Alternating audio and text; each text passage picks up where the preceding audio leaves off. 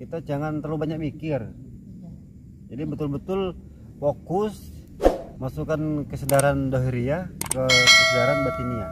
Jadi kita tuh ya sebagai booster, jadi kita yang apa ya, jangan di waktu kita meruqyah apapun yang kita bacakan ataupun sholawat ya, kalau daunnya Abah itu jangan sekedar mengucapkan, tapi diamalkan. Bukan diamalkan, harus dihayati gitu loh. Misalnya kita sholawat, ya sholawat itu kan ya tunjukkanlah rasa cinta kita kepada Rasulullah. Nah, seperti itu.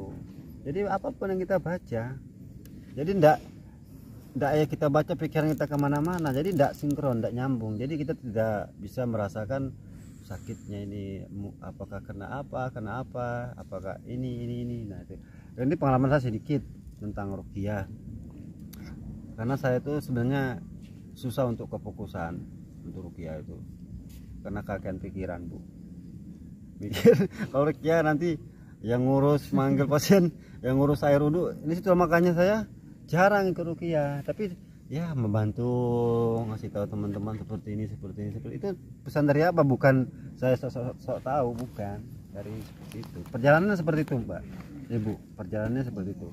Jadi nanti itu hati kita itu akan dituntun. Iya. Kita seperti apa? Iya. Ada yang menuntun di dalam hati kita. Ada juga yang menuntun di setiap gerak kita, apalagi kita meruqyah. Ya itulah kata Ibu tadi, ingin bermanfaat untuk orang Kita lain. harus ikuti kata hati itu. Iya. Mau kemana, mau berbuat apa, yang penting. Jadi untuk kita mengamalkan sesuatu apapun amalannya jangan bertentangan dengan hati. Paham tidak maksud saya? Jadi apapun yang kita lakukan betul-betul dari dalam hati kita. Misalnya kita mau apapun lah, melakukan misalnya pengobatan, itu betul-betul menyatu di dalam hati dan pikiran. Apa ya, menjelaskan seperti itu kembali ke rasa rasa. Nah itu kembali ke Mbah Jan itu yang paham ilmu kejawen itu. Aku kalau Mbah Jan ngomong masalah ilmu kejawen wes mantap, karena dia paham Mbah Jan itu ilmu kejawen. Wis pokoknya apa yang kita tanya masalah ilmu kejawen paham Mbah Jan. Tapi kalau Abah itu kan tentang ilmu al-hikmah paham. Jadi makanya Mbah Jan sama Abah itu kalau digabung itu luar biasa. Tapi kadang bertentangan juga sama Mbah Jan. Ya, kadang bertentangan.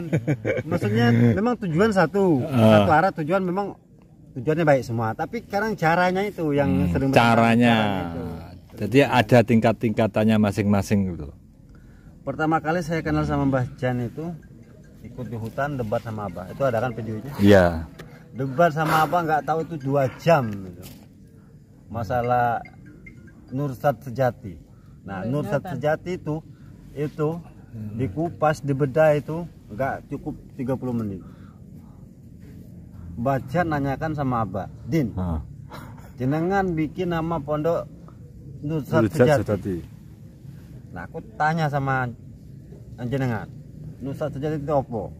Abah kembali lagi nanyalah sama Mbah Jan, menurut jenengan apa Mbah? Bla bla bla bla bla bla bla. Abah kan adalah yang tidak pas kan, maksud Abah kan gini. Terus mesti rekam, salah aku dihujat nih. Bene. Biarin orang yang nyanyi nggak masalah. Yang penting kan kita berniat baik gitu loh. Jadi saya ya masih belajar, sedikit memahami seperti Mbah Jan yang saya nilai dia paham di ilmu kejawen. Banyak yang saya dapat, yang saya petik ilmu-ilmunya selain daripada Abah yang selalu setiap hari saya amati, saya perhatikan apapun yang disampaikan. Jadi kita tuh belajar di sini tuh bukan dipanggil satu persatu semua santri, kamu diajarkan seperti ini, kamu diajarkan seperti ini, enggak. Dengan apa ikut Abah tausiah setiap hari itu banyak sekali ilmu-ilmu yang diberikan kepada santri, diberikan kepada tamu, diberikan kepada pasien. Banyak, memang ada candanya, ada seriusnya, ada juga penyampaian yang sangat luar biasa, yang dimana penjelasan Abah itu yang saya sangat suka itu tentang pri kemanusiaan, ya kan, tentang kesabaran, yang dimana kalau kita tidak mau sakit jangan menyubit orang, seperti itu. Jadi kembali ke ilmu rasa, jadi kita mau melakukan apapun, sekecil apapun dalam berucap misalnya, kita betul-betul menjaga, insya Allah kita pun juga akan dihargai. Kalau kita ceplos ya mungkin orang menilai sebaliknya. Ya terkadang, nah disitulah aku di sini masih barulah dianggap belajar di sini. Yang namanya kesabaran itu yang sangat sulit. Karena sabar itu bukan sekedar kita dicaci, dihina, dimaki, kita cukup diam, bukan. Menurut saya Pak Solikin, sabar itu bukan hanya kita menghadapi cacian hina, bukan. Sabar itu semakin kita memang betul-betul pengen sabar, akan banyak sekali ujian-ujiannya. Iyalah, kita itu ibaratnya kita itu sekolah. Iya. Kita itu kelas 1 ujiannya seperti ini. Nanti kelas 2 pasti lebih berat lagi. Ini kan direkam. Ayo sini. Gitu loh. Ini rekam. Ya namanya orang belajar itu memang ya ada tolabul ilmi faridatun ala kulli muslimin muslimat gitu. Jadi kita semua itu belajar. Memang harus belajar. Yang dimana kalau Abah mengajarkan terkhusus untuk santri Bu ya, sebenarnya Abah itu mengajarkan kepada semua santri tentang kesadaran, bukan tentang kesaktian. Kesadaran yang dimana kalau kita itu sadar, tahu diri, bisa melupakan diri, insya Allah kita akan tahu jati diri. Jadi kesabaranmu adalah kesaktianmu. Memang sabar itu saya loh Pak Solikin. Memang sabar itu kata orang ada batasnya, nggak ada batasnya sabar itu. Ya kan? Nggak ada batasnya. Kalau memang betul-betul sabar ya. Innallaha ma'as-sabirin. Tenang. Iya, kalau sabar itu pernah saya. Sering lah ya saya dihajar dukun. Kemarin itu dihajar sama Mbah Klunuk, sama Ki Suroto dimasukin jin. Saya di sini kan belajar sabar. Mungkin kalau saya tidak di sini mungkin kepancing emosi saya, mungkin bisa marah, ya kan? Bisa marah. Karena apa yang saya pikir, semua orang tuh bisa marah, tapi tidak semua orang bisa sabar. Jadi sabar itu menurut saya tidak ada batasnya. Jadi semakin kita sabar, entah itu dicaci, dihina, insya Allah kalau kata Abah itu akan banyak hikmah yang akan kita dapatkan. Wis kata Abah itu senyumin saja. Jadi kalau saya teman gitu loh. Kalau saya tuh banyak sekali dapat pelajaran yang dimana tragedi 1 tahun yang lalu lebih ya. Yeah. 1 tahun yang lalu lebih. Jadi hujatan, hinaan, sampai pohon maaf. Itu udah lama sekali tuh mengikuti YouTube-nya Abah, apalagi suami saya. Dari tahun berapa itu Bu? Lah pokoknya saya lupa, nggak inget tahunnya, pokoknya itu Suwi ya? Suwi lah pokoknya. Pokoknya apalagi itu suami aku kalau nggak kerja itu dari pagi, bangun pagi sampai malam mau tidur. Yang dilihat itu aja YouTube-nya Gus. Dan itu tiap hari itu saya juga ngikutin terus dari setiap perjalanan gitu ya. Perjalanan Abah ya. Iya. Cuman saya nggak pernah komen di situ, tapi saya nggak, insya Allah nggak pernah telat gitu untuk mengikuti. Dan jangan lupa Bu ya mampir di channel saya Damar Wulan Vlog. Damar Wulan. Iya. Damar Wulan, Gang Ragil official ya. Ragil channel. Ragil channel. Bu, gini Bu, mau nanya Bu ya. Kan sampean biasanya kan di rumah itu kan bertetangga ya. Iya. Pernah nggak tetangga nih sampean hujat apanya itu? Saja menghujat apapun itu terserah. Maksudnya mereka. Pernah nggak? Ya pernah. Kan biasanya berkumpul sama PKK apa gitu, pernah sampean dihujat-hujat seperti itu? Ya kalau tetangga ada. Sampai beliaunya itu meninggal dunia. Terserah dia mau berbuat apa ke saya, mau benci kayak mau apa kayak terserah, monggo silakan sampai semampu Anda, sampai kapanpun. Yang penting saya itu nggak pernah berbuat seperti apa yang dia sangkakan. Toh nanti akan kembali lagi ke dia. Nah, itu yang namanya iri hati. Entah iri sakit hati. Sosial itu yang nggak tahu, karena kita hati itu yang kan sakit bisa itu seperti hati itu. manusia. yang penting kita tetap legowo saja. Tadi Ibu sudah mengatakan sudah lama mengikuti rencananya Mbah Din. Dan apa yang Ibu petik, yang Ibu dapatkan setelah sekian lamanya mengikuti rencananya Mbah Din? Banyak sekali manfaat yang aku dapatkan di situ, terutama ya kesabaran gitu ya. Kesabaran. Kesabaran itu akan mendapat apa, timbul ke hati kita itu ya banyak sekali hikmahnya ya, nggak terhitung aku. Karena kesabaran itu memang susah ya, Iya. sulit Ya kalau Allah, untuk kita, Gus, mohon maaf ya, apalagi untuk saya pribadi ya. Untuk sabar itu memang betul membutuhkan proses yang sangat-sangat luar biasa, yang dimana sabar itu bukan sekedar hanya ucapan.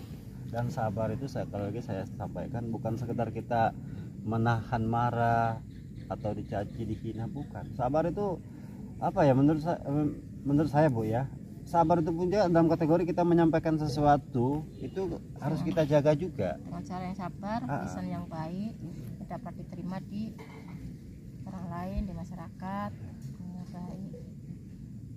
Jadi dulu Bu, kita kembali ke masalah apa dulu? Apa dulu pernah mendapatkan tragedi, misalkan fitnah besar-besaran lah bisa dikatakan. Apa yang Ibu bisa sampaikan Bu atas kejadian tersebut? Yang dapat disampaikan ya, karena kita nggak berbuat seperti yang Pak disangkakan mereka, kita harus tetap jalan terus di jalan kebaikan. Tapi dan nanti kebaikan itu akan timbul dengan sendirinya ditunjukkan ke mereka. Kita nggak perlu menunjukkan, saya baik, nggak perlu, karena itu akan dengan sendirinya kebaikan itu akan diperlihatkan ke mereka. Ibu sudah berapa kali ke sini Bu? Baru pertama kali. Nah, Ibu pertama kali ke sini, ya kan? Mungkin Ibu pernah dengar lah di tempat Bu Samsudin harus bayar, bla bla bla bla. Nah di sini Ibu ke sini bayar nggak Bu? Kalau ke sini saya nggak bayar sama sekali. Nggak bayar. Ya bayar buat transfer ke sini. Mungkin ada penjelasan, Ibu bisa menjelaskan atau menyampaikan ke saudara-saudara kita dimanapun berada. Mungkin Ibu ke sini awalnya bagaimana, terus pendaftarannya bagaimana, ada apa-apa Ibu jelaskan saja untuk saudara-saudara kita yang di luar sana biar sedikit bisa paham apa yang disampaikan oleh Ibu. Kalau saya pribadi memang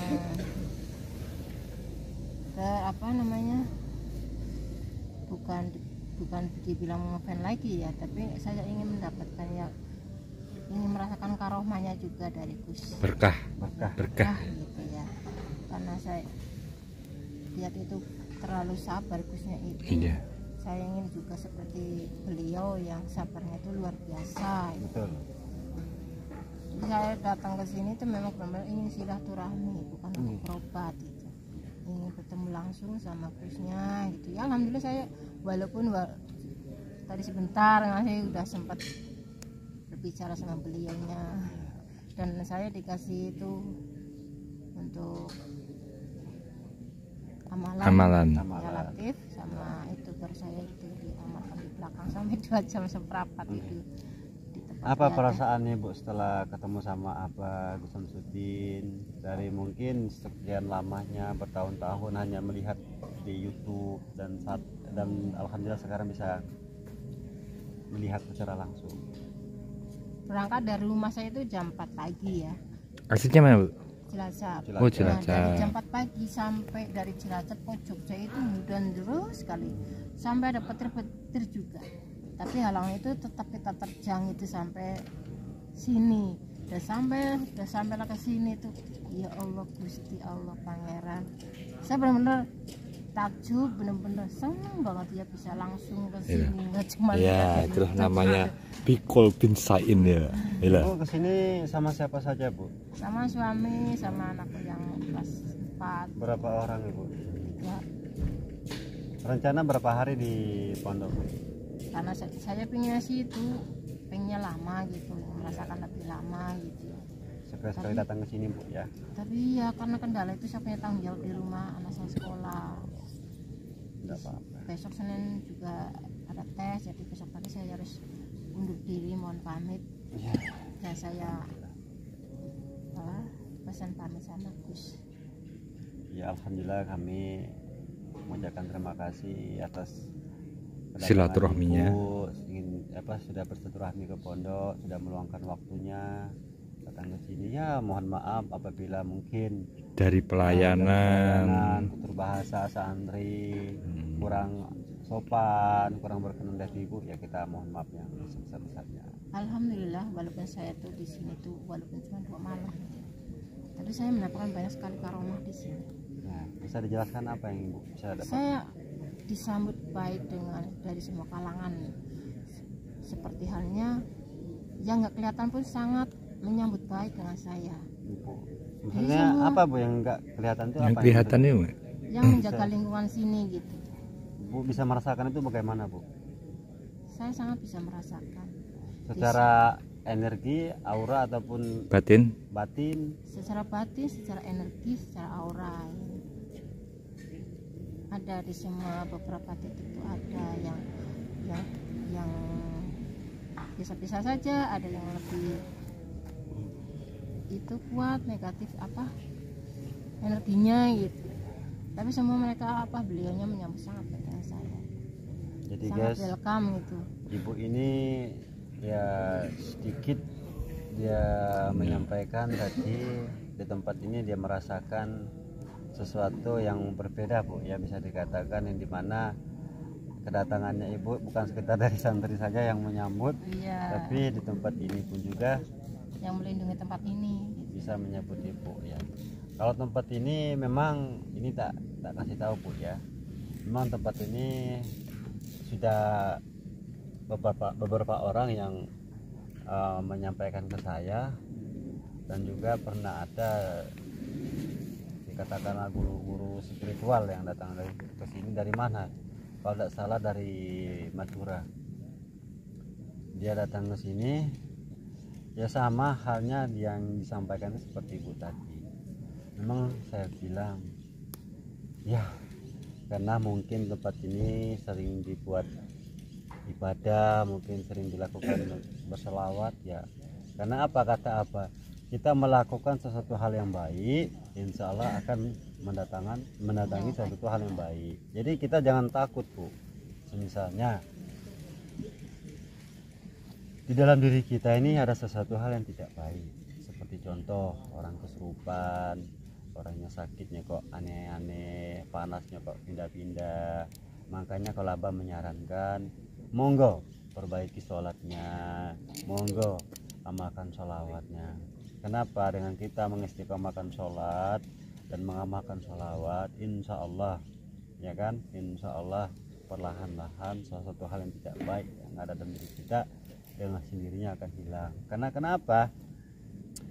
Saya tidak paham ya tentang hadis tersebut. Itu ada di Al-Quran ya kan. Sekecil apapun yang kita lakukan namanya kebaikan, insya Allah sekecil itu pun juga kebaikan tersebut akan kita dapatkan ya, seperti itulah. Jadi makanya Abah itu di sini semua santri setiap malam.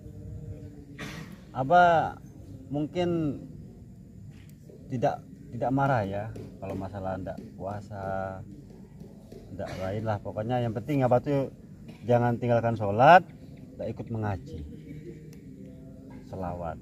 Nah 3 ini kalau ndak dilakukan apanya marah, sangat marah sekali sama santri. Kalau santri itu nakal ya kan, mungkin jarang ikut pengobatan, tidak apa-apa, yang penting dia sholatnya dijaga, salawatnya diamalkan. Karena di sini tuh memang pondasinya Pondok Nusantara ini pertama itu as-sholatu imaduddin. Pondok Nusantara ini berpegang teguh kepada tali Allah ya kan, itu ada tulisannya ya kan, berpegang teguh kepada tali Allah. Dan yang kedua menjalankan sholat 5 waktu, as-sholatul imaduddin ya kan? Dan ketiga mengamalkan sholawat.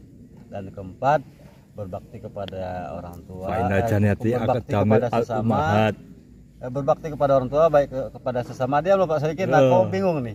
Nah ini kan menyampaikan sesuatu hal yang baik ya. Oh cuti ganggu, aku tak jelasnya karo. Jadi kembali lagi, cinta kepada sesama juga cinta kepada negara. Betul nggak Pak Sadikin? Ah, Nah, itu pondasinya Pondok Nusantara itu harus betul-betul kita jaga. itu pun di